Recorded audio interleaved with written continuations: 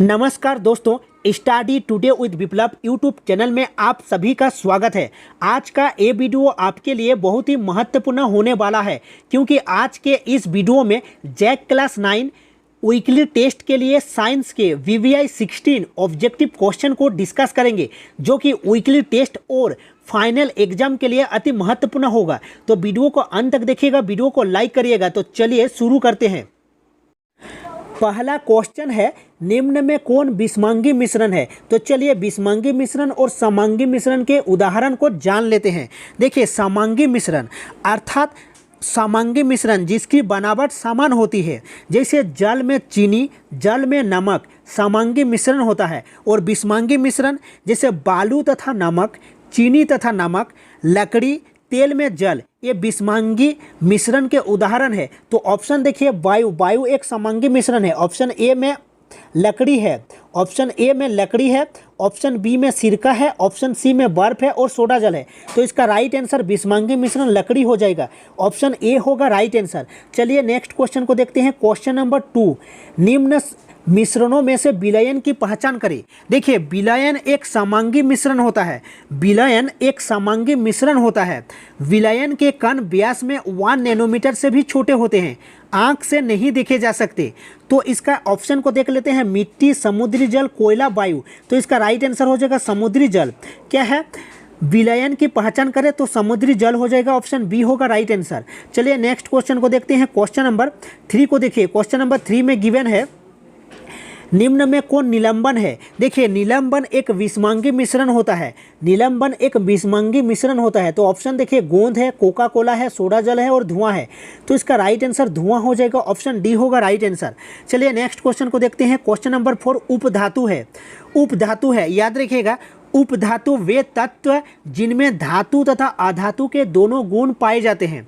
देखिए, उपधातु क्या होता है ना? उपधातु वे तत्व होते हैं जिनमें धातु तथा अधातु के दोनों गुण पाए जाते हैं। तो देखिए, नोट कर लीजिएगा उपधातु के उदाहरण को। देखिए, boron, silicon, germanium, arsenic, antimony, tellurium और पोलोनियम, ये सब उपधातु के उदाहरण है। तो इसका राइट आंसर हो जाएगा सिलिकॉन। ऑप्शन डी होगा राइट आंसर। देखिए, boron, silicon, germanium, arsenic, antimony, tellurium और पोलोनियम, ये उपधातु के उदाहरण है। तो चलिए नेक्स्ट क्वेश्चन को देखते हैं। क्वेश्चन नंबर 5 को देखिए। क्वेश्चन नंबर 5 में गिवन है, विलयन में परिक्षेपित कणों का आकार होता है। अभी हमने डिस्कस किए 1 नैनोमीटर से भी कम।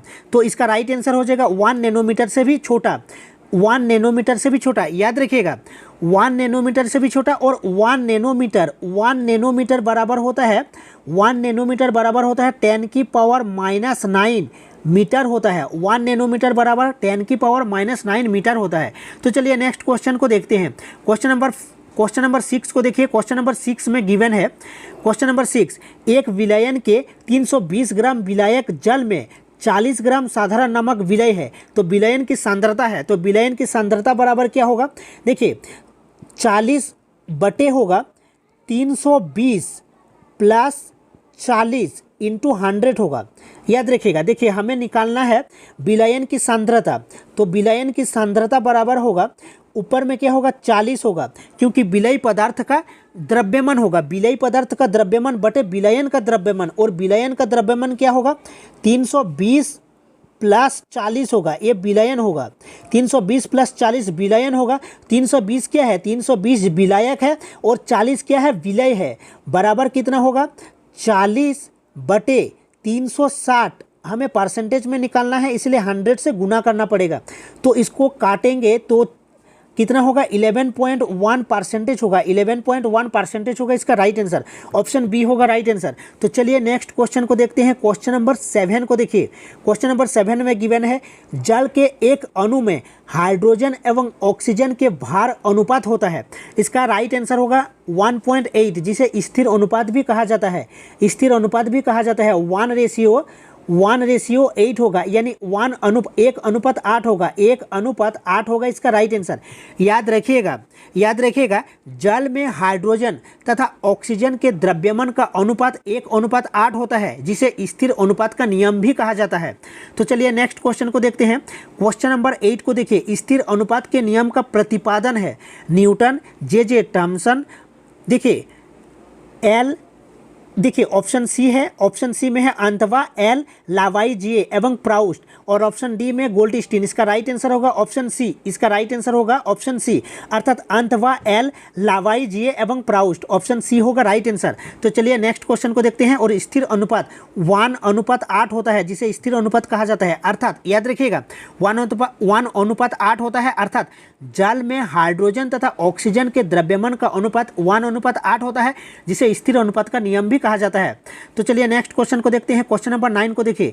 दाब का एसआई मात्रक है, दाब का एसआई मात्रक है मीटर, मीटर पर सेकंड, मीटर पर वर्ग सेकंड या पास्कल। इसका राइट आंसर हो जाएगा पास्कल, ऑप्शन डी होगा राइट आंसर। दाब का एसआई मात्रक होता है पास्कल, प्रेशर का एसआई मात्रक पास्कल होता है। नेक्स्ट क्वेश्चन को देखते हैं। क्वेश्चन नंबर 10 को देखिए। क्वेश्चन नंबर 10, किसी वस्तु का भार पृथ्वी की सतह पर 60 एन अर्थात न्यूटन है, इसका भार चंद्रमा पर कितना होगा? याद रखिएगा चंद्रमा पर जो भार होता है 1/6 होता है इंटू पृथ्वी पर भार, यानी चंद्रमा पर वस्तु का भार बराबर होता है 1/6 इंटू पृथ्वी पर इसका भार, यानी किसी वस्तु का भार पृथ्वी के सतह पर 60 न्यूटन है, इसका भार चंद्रमा पर कितना होगा? यानी 1/6 होगा, यानी 1/6 इंटू पृथ्वी पर भार 60 है, तो 6 से काटेंगे 10 बार में कट जाएगा, यानी कि 10 न्यूटन इसका राइट आंसर हो जाएगा। 10 एन अर्थात 10 न्यूटन होगा, ऑप्शन बी होगा राइट आंसर, ऑप्शन बी होगा राइट आंसर। चलिए नेक्स्ट क्वेश्चन को देखते हैं। क्वेश्चन नंबर 11 को देखिए। क्वेश्चन नंबर 11 का देखिए। वह ऊतक जो मनुष्य में पेशियों को अस्थि से जोड़ता है, कंडरा कहा जाता है, स्नायु कहा जाता है, उपस्थिति कहा जाता है या मृदुतक कहा जाता है? इसका राइट आंसर कंडरा कहा जाता है। याद रखिएगा देखिए पेशियों को अस्थि से जो जोड़ता है जो ऊतक, उसे कंडरा कहा जाता है, यानी टेंडन कहा जाता है। याद रखिएगा यानी टेंडन कहा जाता है। और एक होता है लिगामेंट, लिगामेंट क्या करता है? याद रखिएगा लिगामेंट जो होता है वो अस्थियों को अस्थि से जोड़ता है, लिगामेंट जो ऊतक होता है वो अस्थियों को अस्थि से जोड़ता है, और टेंडन क्या करता है? पेशियों को अस्थि से जोड़ता है। तो इसका राइट आंसर ऑप्शन ए होगा। तो चलिए नेक्स्ट क्वेश्चन को देखते हैं। क्वेश्चन नंबर 12 को देखिए। क्वेश्चन नंबर 12, वर्गीकरण का आधारभूत इकाई क्या है? वर्गीकरण का आधारभूत इकाई क्या है? स्पीशीज यानी जाति होता है, ऑप्शन ए होगा राइट आंसर। चलिए नेक्स्ट क्वेश्चन को देखते हैं। जीवों को किसने 5 जगत में वर्गीकृत किया? जीवों को किसने 5 जगत में वर्गीकृत किया? ऑप्शन है अरस्तु, कार्ल बोस, आर व्हिटेकर या केरोलस लिनियस। इसका राइट आंसर होगा आर व्हिटेकर। जीवों को किसने 5 जगत में वर्गीकृत किया? R Whittaker. याद रखिएगा मोनेरा, प्रोटिस्टा, कवक, पादप और जंतु। याद रखिएगा 5 किंगडम, मोनेरा, प्रोटिस्टा, कवक, पादप और जंतु। नेक्स्ट क्वेश्चन को देखते हैं। क्वेश्चन नंबर 14 को देखिए। क्वेश्चन नंबर 14 में गिवन है जंतु जगत के कोशिकाओं के विकास के आधार पर किन 2 भागों में बांटा गया है? याद रखिएगा ऑप्शन ए होगा राइट आंसर, अर्थात प्रोटोजोआ और मेटाजोआ। जंतु जगत के कोशिकाओं के विकास के आधार पर किन 2 भागों में बांटा गया है? प्रोटोजोआ और मेटाजोआ में। तो नेक्स्ट क्वेश्चन को देखते हैं। क्वेश्चन नंबर 15 को देखिए। क्वेश्चन नंबर 15, एक कोशिकीय जंतु है, एक कोशिकीय जंतु देखिए हाइड्रा, अमीबा, मच्छर या मकड़ा। इसका राइट आंसर अमीबा हो जाएगा, ऑप्शन बी होगा राइट आंसर। एक कोशिकीय जीव के कुछ उदाहरण को आप नोट कर लीजिएगा। अमीबा, पैरामीशियम, यूग्लिना, ईस्ट, ये सब एक कोशिकीय जीव है। एक कोशिकीय जीव के उदाहरण देखिए अमीबा है, पैरामीशियम है, यूग्लिना है, ईस्ट है।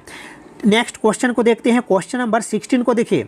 अंतिम क्वेश्चन है जंतु जगत का सबसे विकसित समूह है। देखिए मत्स्य वर्ग का जो कोष्ठक होता है वो 2 होता है, और स्तनधारी का जो कोष्ठक होता है, जो चैम्बर होता है, जैसे स्तनधारी हम मनुष्य का 4 होता है, यानी इसका राइट आंसर ऑप्शन डी होगा, यानी स्तनधारी वर्ग होगा। जंतु जगत का सबसे विकसित समूह है स्तनधारी वर्ग, इसका राइट आंसर ऑप्शन डी होगा। तो वीडियो को लाइक करिएगा, मिलते हैं नेक्स्ट वीडियो में। Thank you.